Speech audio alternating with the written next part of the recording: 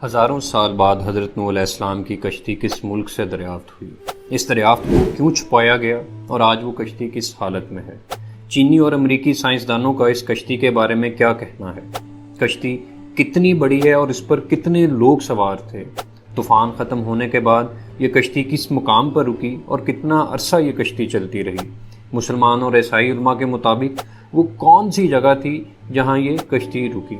اس جیسے اور بھی کئی سوالوں کے جواب جاننے کے لیے ہمارے ساتھ جڑے رہیے گا، کیونکہ ہم ہمیشہ سے آپ کے نالج میں ویلیو ایڈیشن کرتے آ رہے ہیں اور کرتے رہیں گے۔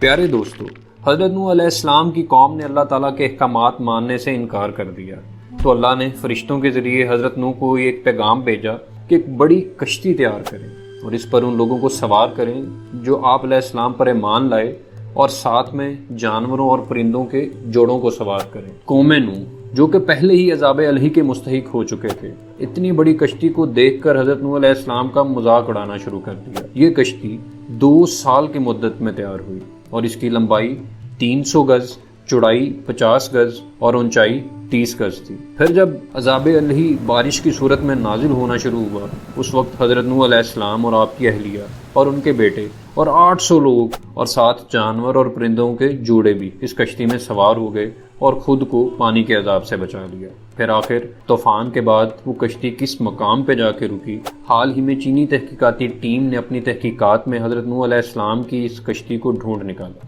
اور جس مقام پر حضرت نوح علیہ السلام کی کشتی ملی وہ مشرقی ترکی کا علاقہ کوہ ارادت ہے، جو کہ 12,000 فٹ کی بلندی پر واقع ہے۔ تحقیقاتی ٹیم کے مطابق حضرت نوح علیہ السلام کی کشتی 3 منزلہ تھی اور اس میں کئی بڑے بڑے کمرے تھے اور ان کمروں میں کئی لکڑی کے ستون تھے۔ چینی ماہرین نے اس ضمن میں قرآن مجید کے آیات کا سہارا بھی لیا۔ قرآنی آیات کے مطابق حضرت نوح کی کشتی جودی نامی پہاڑی سے ٹکرانے کے بعد رک گئی تھی، جبکہ امریکی آثار قدیمہ نے اس رپورٹ کو یکسر مسترد کر دیا کہ لکڑی کے نمونے جو ٹیسٹ کے لیے بھیجے گئے تھے وہ 4800 سال پرانے ہرگز نہیں ہیں۔ لیکن چینی اور ترک ماہرین کو قرآنی آیات کی مدد سے مدد ملی اور ان کو کوہ ارادت کے پہاڑی علاقے کی طرف لے گئے۔ ماہرین نے پہاڑ کے اس حصے میں تحقیقات کی جہاں درجہ حرارت 60 ڈگری سینٹی گریڈ ہوتا تھا۔ کشتی کی زیادہ تر باقیات پہاڑی ڈھلوان پر ملی۔ تحقیقات کاروں نے 60 مختلف جگہوں سے کشتی کا معائنہ کیا اور کشتی مکمل تباہ نہیں ہوئی، کیونکہ اس کا بیشتر حصہ برف میں دبا ہوا تھا۔ چینی تحقیقاتوں نے ریڈیو کاربن ٹیکنالوجی سے ثابت کیا کہ اس کشتی کی باقیات 4800 سال پرانی ہیں اور کشتی کا ہر کمرہ 5 میٹر سے زیادہ اونچا ہے، جس میں کوئی بھی جانور آسانی سے آ سکتا ہے۔ دوران تحقیقات ماہرین کو صندوق بھی ملے۔ اب ماہرین پہلے سے زیادہ جدید ایکس رے مشینوں کے ساتھ کوہ ارادت کا دورہ کرتے ہیں اور کئی مزید سوالوں کے جواب جاننے کی کوشش کر رہے ہیں۔ حضرت نوح علیہ السلام کی کشتی کو دریافت کرنے کے لیے بہت سے دعوے ہو چکے ہیں۔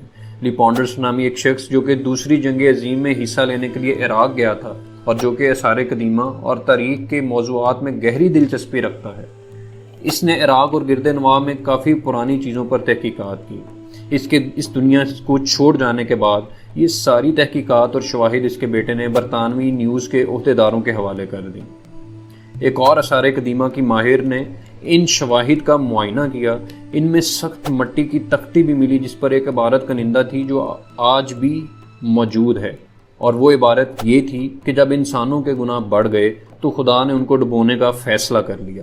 پھر دریائے دجلہ اور فرات کے درمیان آباد حضرت نوح علیہ السلام کو فرشتوں نے اللہ کا پیغام پہنچایا، ایک کشتی کو تیار کریں، اس میں اپنے تمام نیک لوگوں کو سوار کر لیں اور جانوروں اور پرندوں کے جوڑے بھی سوار کر لیں۔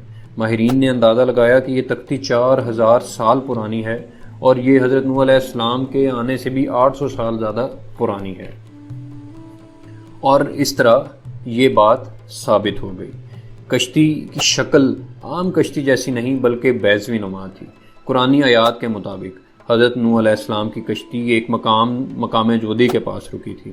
عراق اور شام کے قدیم باسیوں بابلوں کے دور میں یہ سمجھا جاتا تھا کہ حضرت نوح علیہ السلام کی کشتی کوہ کرد کے مقام پر رکی تھی۔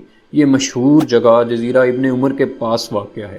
یہ مقام ترکی کی سرزمین میں واقع ہے۔ مسلمان تاریخ دانوں نے کوہ کرد کو ہی حضرت نوح علیہ السلام کی کشتی کے ٹھہراؤ کا مقام قرار دیا، اور یہ پہاڑی مسلمانوں میں کوہ جودی کے نام سے مشہور ہے۔ عیسائی علماء کے مطابق یہ کشتی کوہ ارادت کے مقام پر رکی اور یہ جگہ آرمینیا اور ترکی کی سرحدوں پر واقع ہے۔